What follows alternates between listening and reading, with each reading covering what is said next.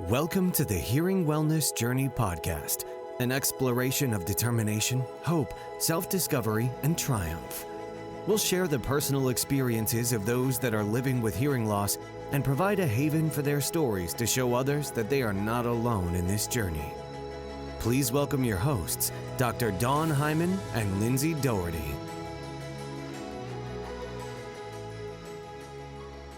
Hello, welcome to today's episode, which is actually bringing back Paul Gilmore. He was here almost exactly a year ago, telling us about his story with his hearing changing, sudden changes in his hearing loss. And at that point, he was thinking about going for a cochlear implant. And so welcome, Paul. Thank you very much. Glad to be here. Can you tell us a little bit about what happened over the last year? Sure. In August, I had a cochlear implant implanted on the right side, which is it was pretty much my non-hearing side. I could hear some noise, but not really word recognition or anything like that. It's when I moved away from the Bicross system, the hearing aids that I had, and had the cochlear implant actually implanted. In September, I had activation, and it wasn't earth-shattering. It was, I'll say, even disappointing. It was a little disappointing for several months until early 2022. A lot of things were going on, and I got a new hearing aid that connected to the cochlear implant. And in order to do that, I went to a different audiologist than the original cochlear implant audiologist. And she was really able to do a lot of programming with the cochlear implant that I didn't feel was happening appropriately at the beginning. And I think that was end of February or early March, probably early March. And it was night and day different. So doing substantially better than I was. Now I can really tell a difference that my hearing aid side is not the good side anymore. Awesome. So that was at least 6 to 8 months before you started to feel like the implant was helping. Now, to go back, I have test results from March of 2021 where you suddenly had no hearing in your right ear and your speech understanding ability in your good ear had dropped to 30%. And that was with short words. And the man just said, say the word door, say the word cat. And you were not doing well at all.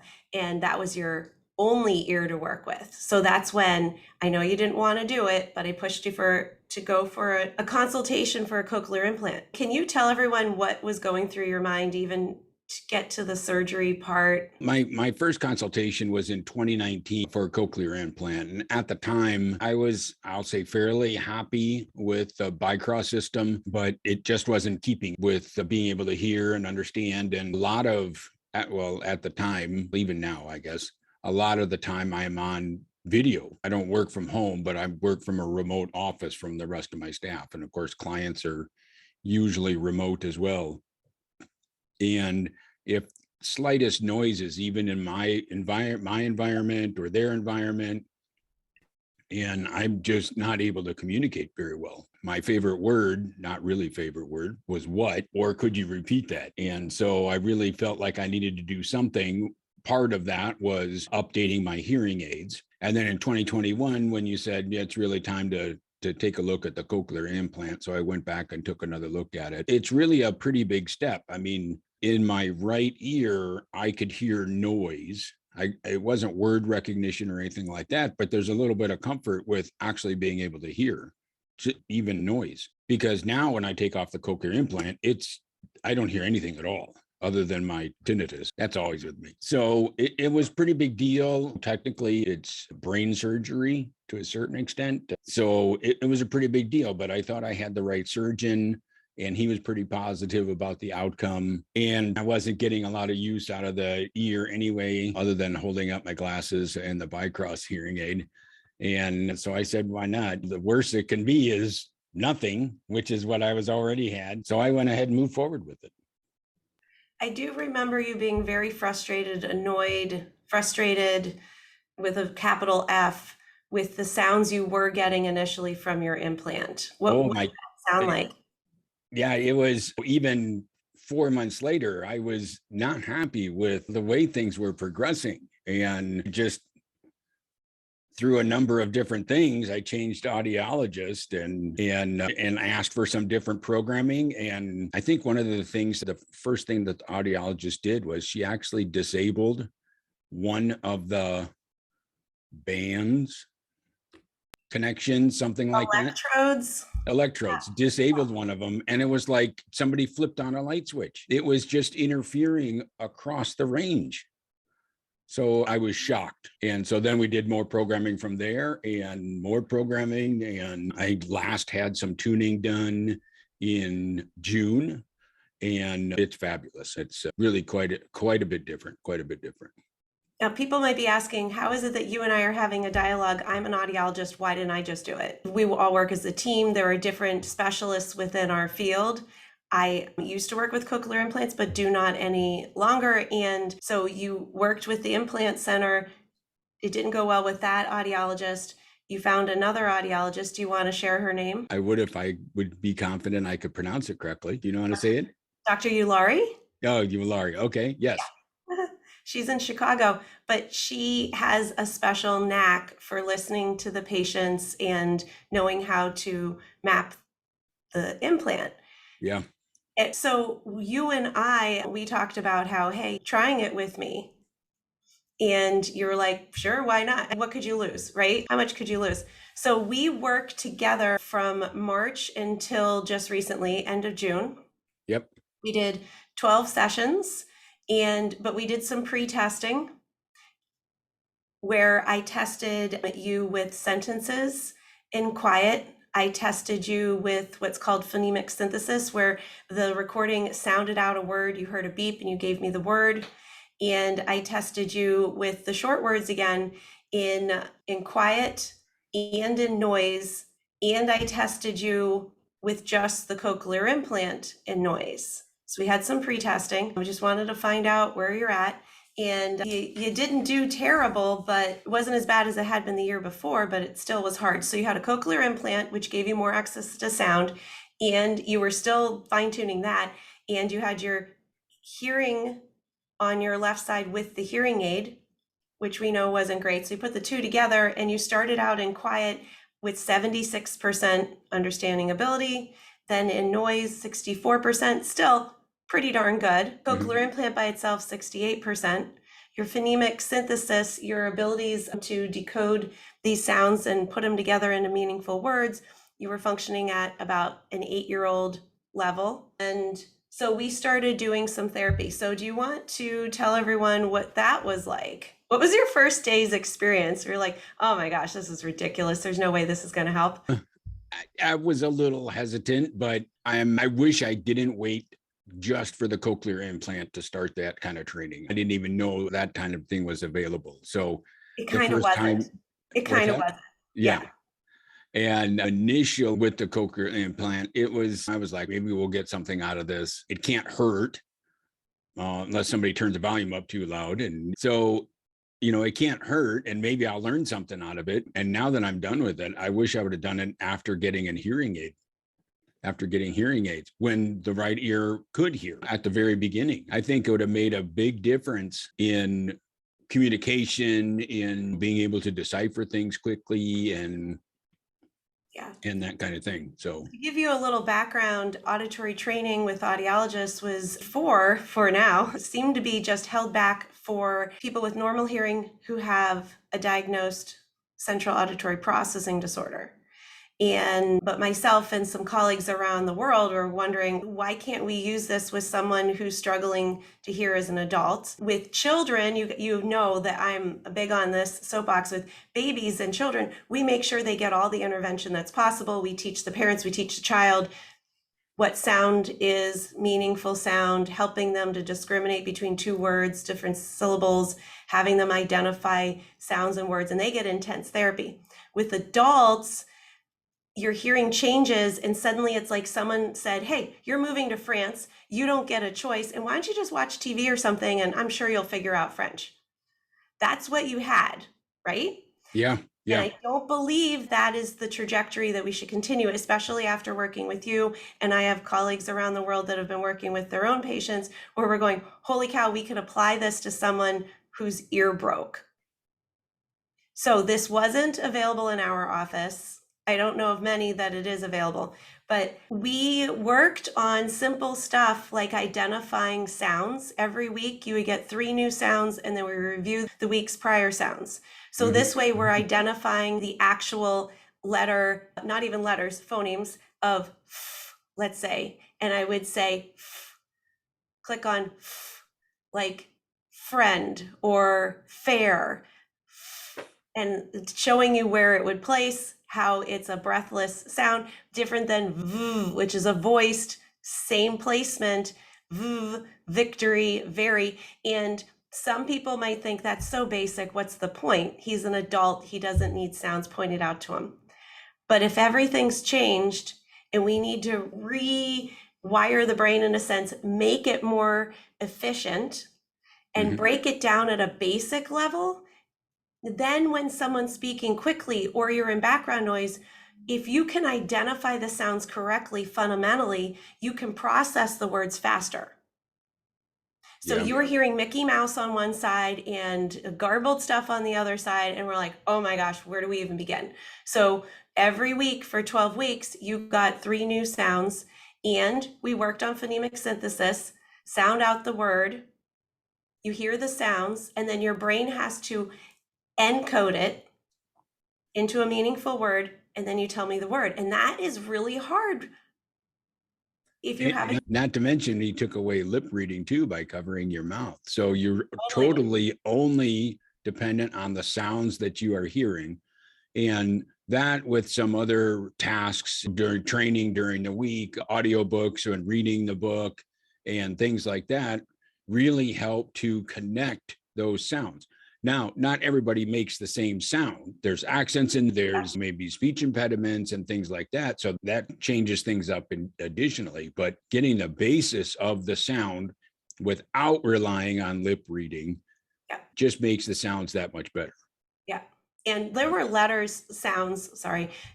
there were sounds that were very close. So you go, oh, they're there again.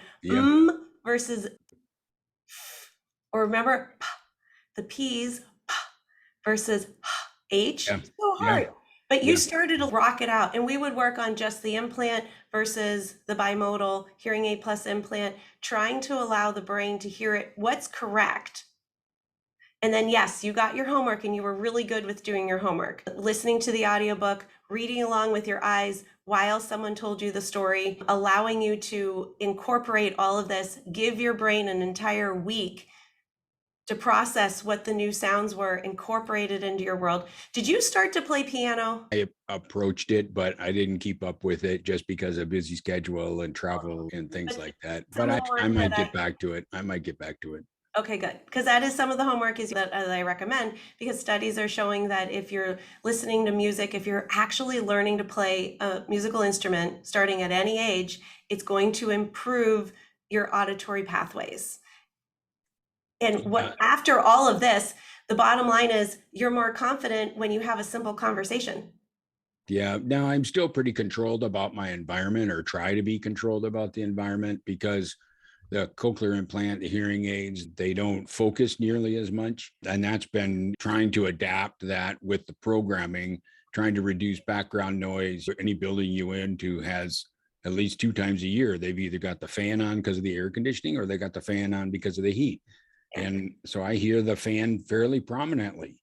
And so being in those kind of situations, or rooms, big rooms, conference rooms are invariably terrible, where there's a lot of sound. And there's other tools with the Phonemic pen, the Roger pen, and things like that I can use that will help pick that up. But different programs in the devices too help with a little bit of that. Yeah. Excellent point. This didn't make your hearing perfect. You still have a hearing loss. You are wearing a cochlear implant, and having strategies of what to do, because not every environment is going to be the way you had hoped.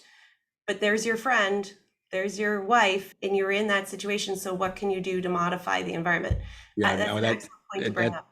That's funny too, because my wife for the longest time always had to be on my left side because that was my hearing ear. And now we have to switch and she has to be on my right side. Story. What happened in the movie theater? Yeah, we were in the movie theater and she was trying to whisper to me. Now the movie hadn't even started yet.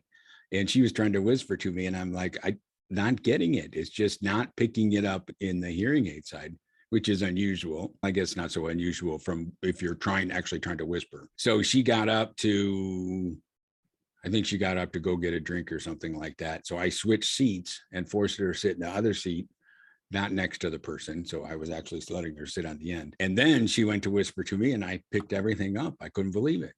I'm like, oh, you're always sitting on that side now. Oh, how you have evolved. So good. Oh, yeah. Yeah. I wasn't even expecting it.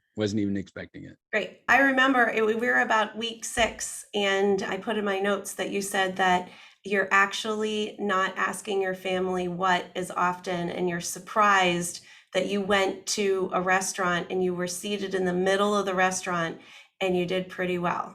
Yeah.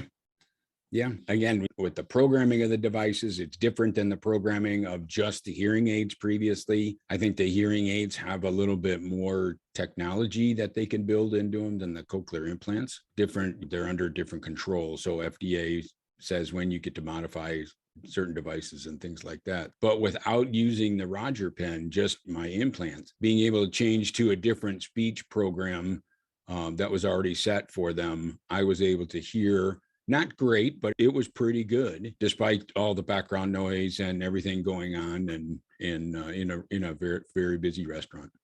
Excellent. Yeah, it's little wins. All we got to do is little wins. So that was halfway through. And then we did some post-testing 2 weeks ago. And you improved significantly. Your test scores now at a normal conversational level in the sound field with just short words. Say the word owl, say the word wire, say the word give. You got 88% correct in quiet. That was incredible. Yep. Then same thing, both devices together, and I added multi-talkers. No, this one I added speech noise. It was speech noise, and they were just below the man who was speaking. So if he was speaking at 55 dB, they were at 50.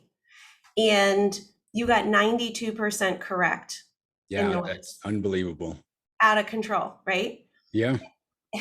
And then we took off the hearing aid to see what's going on with just that implant that you were wondering why you ever got it at one point. Yep. And same scenario, you got 86% correct. Yeah. Which is up there with people with normal hearing. Let's be honest. Yeah. You've been doing your homework. You'd been trying. You were retraining the brain, and you did extremely well. We tested you way back when, before you got the implant, with sentences because just the short words just wasn't fair. And you had 75% with arbitrary sentences and quiet is AZ Bio. We retested you at the end of June, and in quiet, you shot up to 97%. And then I added noise just for fun, a lot of people talking, and you only dropped to 88%, which is the same as what you did with the short words in quiet, which is stellar. That's an A in my book. Yeah, I'm very happy now. Oh, wait, actually, one more. Okay. Wait, there's more. Your phonemic synthesis abilities shot up to a normal adult from being the same as an 8-year-old 3 months prior. Yeah, that's amazing. It's so cool. Yeah. And so now that the hearing aid side is not doing as well, last time I was in for programming and such, that the Dr. Ilari said that I would actually qualify for a cochlear implant now on the hearing aid side. Now, I'm not quite ready to make that kind of a decision, that move, because I do still hear a little bit in my hearing aid side without the hearing aid, which means before going to bed or something like first thing in the morning, I can hear a little bit, but of course it's got to be a very quiet background. And so the only time I'm ever without my hearing aid is in the bedroom just before going to bed. So I'm not quite ready for that yet. I also find that the cochlear implant, which offers far better range, of hearing sounds and things like that is actually a very good offset to just the very low tones on my hearing aid side. People's voices don't sound what I would say natural. Maybe it's just my memory of what natural is because I've been on hearing aids for so long and lost the top end of the range for so long, but they don't really sound natural. But with a little bit high sound on the cochlear implant and the low sound on the hearing aid side, the two together work really well. I really like the way it sounds right now. And so I'll stick with that. I don't think even in the testing shows that any one side by itself is not as good as both of them together. Both of them together, at least from my perspective, are far better together than either one of them are separately. Yeah, the two tests combined that I looked at, you did 2% better bimodal. Yep. However, that was just one snapshot with a simple list, but your quality of life you found is just more enriched and it's easier and everything just sounds easier. I would think that you're saying that your quality of life improved more than 2%. Oh, absolutely. Yeah. Absolutely. Absolutely. Just in everyday discussions with family and things like that, I do not say what or can you repeat that or nearly as much. And that's very evident to me. I would think that would be evident to them. Hearing people don't really stop to think, how often did somebody say what? Right. Yeah. They're not repeat and yeah. I'm very happy with the way it is right now. I use Bluetooth to the phone, which goes because I have the one hearing aid that connects to the cochlear implant. It goes to both. So that works really well when I do have to talk on the phone. And of course, when I'm in the car, I just use Bluetooth to the stereo and I don't have any problem. But even music sounds completely different than it did a year ago. I couldn't even tell you what the words of the particular song are just like the music and like the background music. Now I can actually listen to the music and the words involved. It's a big difference. It's a huge difference for me. Good. And that was part of your homework too. Listen to familiar music, see if you could pick up words to the songs. That was one of your comments at like week 8 where you're like, I actually heard the words.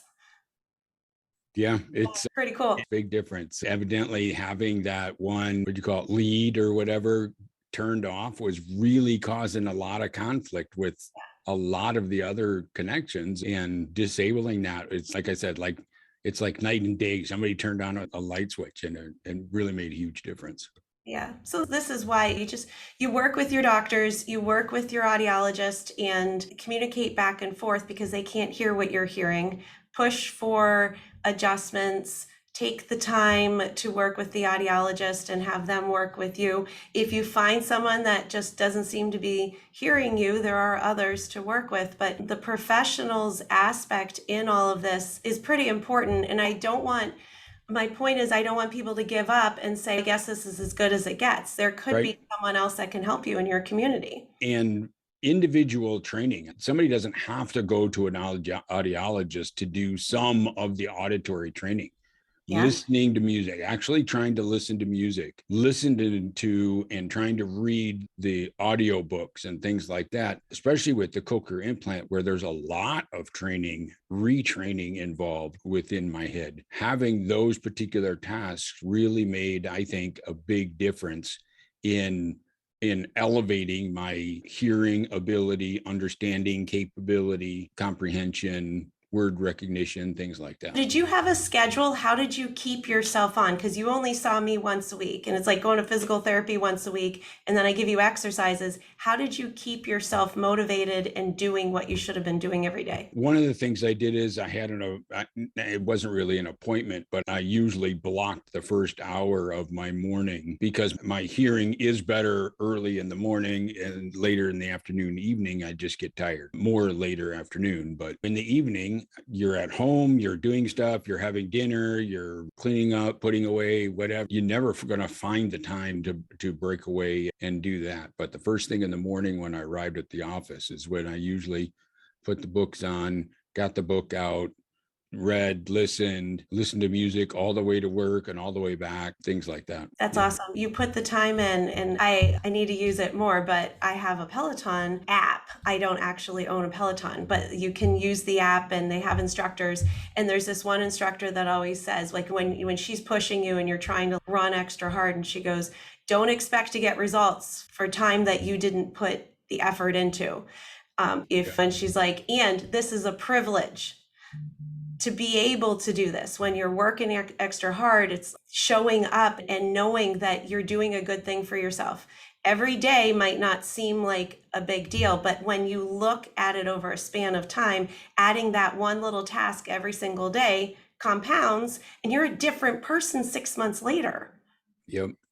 One of the other things I did too is early on, I mentioned my Roger pen. I had my Roger pen connected to the computer. And so every conversation I was having with a client or over video, which I have them multiple times a day, was going Bluetooth directly to the hearing devices. But after listening to some of your interviewees, one of them mentioned their audio setup. And so I converted back to a speaker so that it's not Bluetooth directly to the hearing devices, that it is ambient sound that I'm receiving. And there's actually a speaker directly in front of me that both devices get to pick up, but it's normal hearing that I do if I was just talking to somebody. And I think that makes a big difference. And now I still use my Roger pen occasionally, but I find that the Roger pen is not as accurate as sitting down and just hearing the sounds. So now it's better in high noise environments or something like that, but just having one-on-one conversation, I get much more out of the speaker. Sure. Yeah. Just if you're in your car and you have a Bluetooth connection to your phone and you get to hear the stereo system, it's more natural. And then you get the opportunity to use both sides, mix them together, and your brain processes in an easier manner. Can you share with us whether or not you're using closed captioning at any time? I do have it on the TV at times. They're obviously different actors and things like that. And some of them have different speech patterns and things like that. And I would like to have the TV up just a little bit louder than the rest of the family. So I get a lot of grief for trying to turn the TV up. And I'm not talking like seriously loud or anything like that. I don't think it's seriously loud, but I'm not kidding. It's a 19 is the normal hearing that everybody else likes, and I like it at 21. And so I still use the closed captioning. But of course, you go to the movies and you don't get that. Having a conversation with somebody, you don't get that. I do have it on the TV, but I'm not that fast of a reader. So You do the best you can. Have you considered moving your particular seat closer to the TV by even 2 feet to see if that increases the volume because you have a closer distance? Not really, just because I'm really confined to a very little space, and I have a tendency to spread. And so so you're willing to compromise with closed captioning then? Yep. And the other thing too is, honestly, I've only recently started using the volume control more on my devices, and they both move up together and they move down together because they're connected. But I've only recently started using that. On occasion, when I can't turn the TV up, I will turn my volume up, but then sometimes it seems somebody just walks in the room is yelling at me because it's all loud. And there's a TV connector, right, that you could connect to.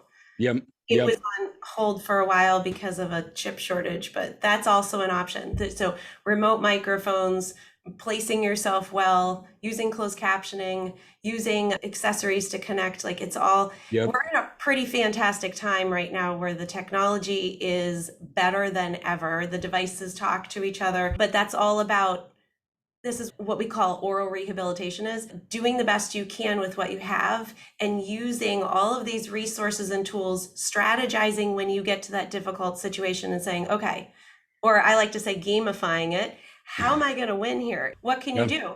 And you're definitely rocking it. And everyone has their own ways of using their devices. Yeah. The back order issue with the original Cochlear implant order is catching up. I finally did get the new Roger device, but I've had it 3 weeks and it's still in a box. Oh, So I carry it with me and I'm like, oh, I'm going to get this thing out today. I'm going to get this thing out today. And I get it out and I'm like, oh, I don't have time to connect it and figure it out and all that kind of stuff. And so I put it back in the box and I carry it with me. And of course, I was out of town last week, so I didn't want to mess with it then. But yeah, I'm excited to use the new one because it's got a direct connection, light connection or something like that plugs directly into the TV. okay. I'll be excited to see whether that offers a little bit. You're going to have to schedule that when you're going to do it. Right. Especially when you have extra time. It's when it comes to TVs and tech and the implant and the hearing aid, it's more appropriately, I need to schedule the rest of the family someplace else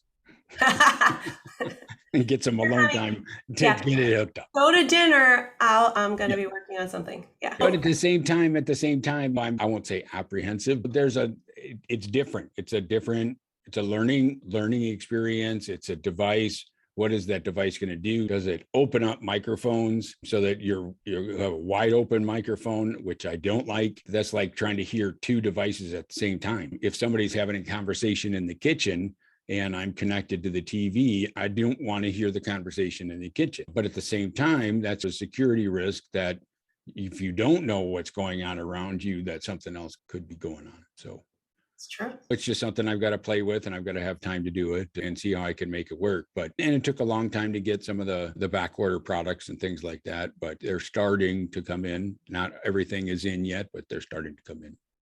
Yeah, good. I'm happy to hear that. If there was one thing you would want our listeners to know or hear or just contemplate, what would that one thing be? Don't just sit.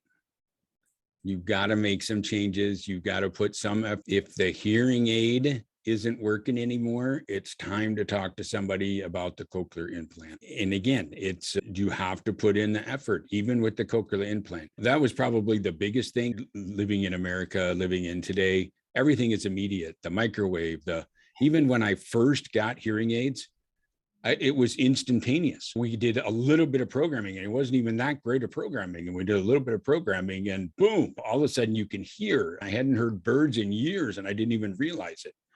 But a cochlear implant takes months. It was 5 weeks before we even did the activation. And it wasn't all that when I got it activated. Let's think about this. You said at the beginning is basically it is brain surgery. Yeah.